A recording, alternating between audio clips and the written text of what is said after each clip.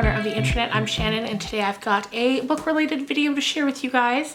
Today I thought I would talk about some of the books that I'm really just struggling to get through. Some I started a few months ago, some more than a year ago. I keep picking them up and then I keep putting them back down and I just can't get into them. Now, I'm the kind of reader that I don't like to not finish a book. If I start it, I want to get to the end, because if I don't, that fact will nag at me and I'll wonder, like, what if it got better? What if I missed something great?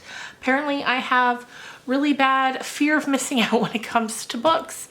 So I always want to finish them. I don't think I've ever not finished a book that I've started. It might take me a very long time, but I usually do get there. So I thought I could talk about it with you guys, and then maybe you've read it.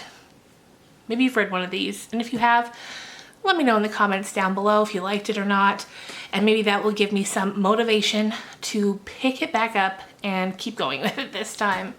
So I've just got a little pile here, just gonna grab as we go.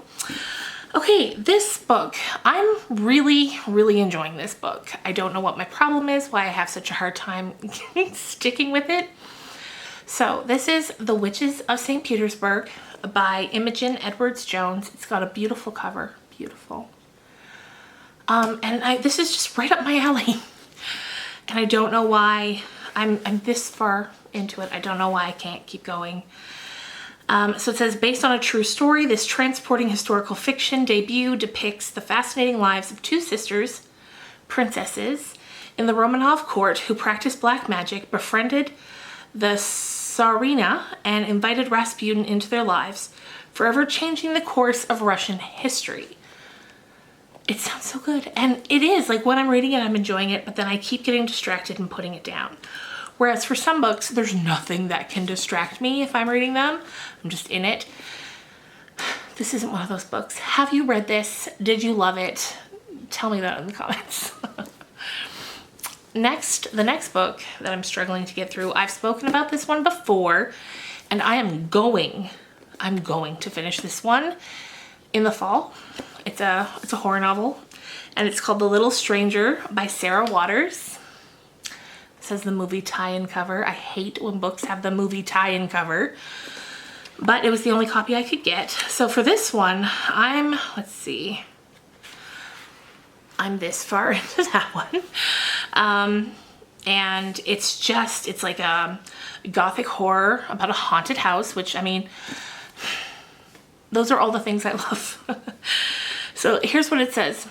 One post-war summer in his home in rural Warwickshire, Dr. Faraday is called to a patient at the Hundreds Hall. Home to the Ayres family for more than 2 centuries, the Georgian house, once impressive and handsome, is now in decline. Its owners, mother, son, and daughter, are struggling to keep pace with a changing society. But the Ayres is haunted by something more sinister than a dying way of life. Little does Dr. Faraday know how closely and how terrifyingly their story is about to become entwined with his. Sounds amazing. I think I've been three years with this one. I don't know why. Every time I pick it up, I enjoy it. So I don't know why. All right, next up, this is The Mermaid and Mrs. Hancock by Imogen Hermes Gowar. I hope I'm saying that right. Another beautiful cover. This one, I'm not as far into this one. I'm that far. This one's dusty. That's how long she's been sitting around. So let's see what this one says.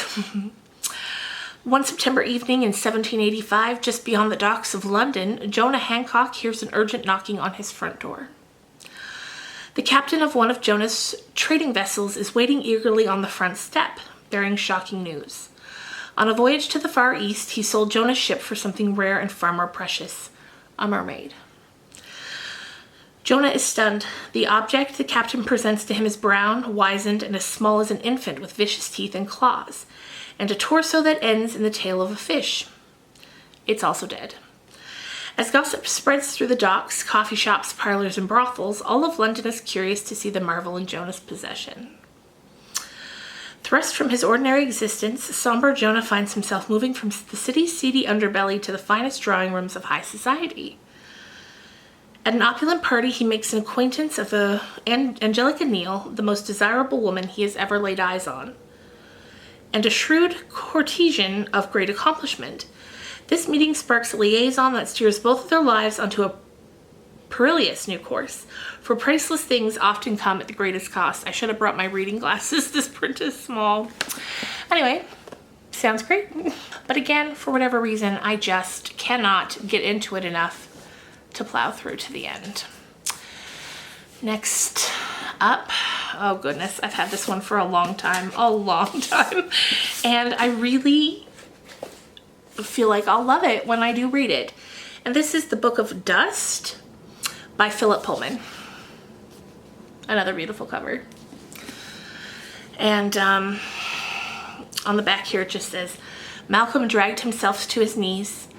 Through the tumult, one voice cried out to him with perfect clarity, and he called back, Lyra, Lyra, I'm coming. But the dark, uniformed men were gone, and Lyra was gone with them. So, I mean, just based on everything I've read here, it sounds like I would love it. So yeah, it says, Malcolm's the kind of boy who notices everything but is not much noticed himself. And so perhaps it was inevitable that he would become a spy. Malcolm's father runs an inn called The Trout on the banks of the River Thames, and all of Oxford passes through its doors. Malcolm and his demon Astra routinely overhear news and gossip and the occasional scandal. But during a winter of unceasing rain, Malcolm catches wind of something new. Intrigue. He finds a secret message inquiring about a dangerous substance called dust, and the spy it was intended for finds him. When she asks Malcolm to keep his eyes open, Malcolm sees suspicious characters everywhere. The explorer Lord Astral clearly on the run, enforcement agents from the Magisterium, Egyptian named Coram with warnings just for Malcolm, and a beautiful woman with an evil monkey for a demon are all asking about the same thing, a girl, just a baby, named Lyra. Lyra's the kind of person who draws people in like magnets, and Malcolm will brave any danger and make shocking sacrifices to bring her safely through the storm. So the Philip Pullman, he wrote The Golden Compass, which was a story I really liked years ago. And I just thought this was something very, very different from what I normally read. You know, I usually read horror or thrillers, things like that. And this just felt very different, and I cannot get into it. I've read the least of that one. Just can't get into it. Cannot.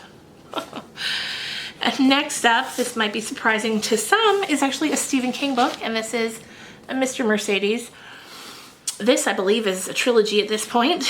This is the first one, and I just can't get into it. Maybe because this is more straight up a detective mystery story, and I don't really care for those, and I just kind of instant bought it back when it came out because Stephen King wrote it.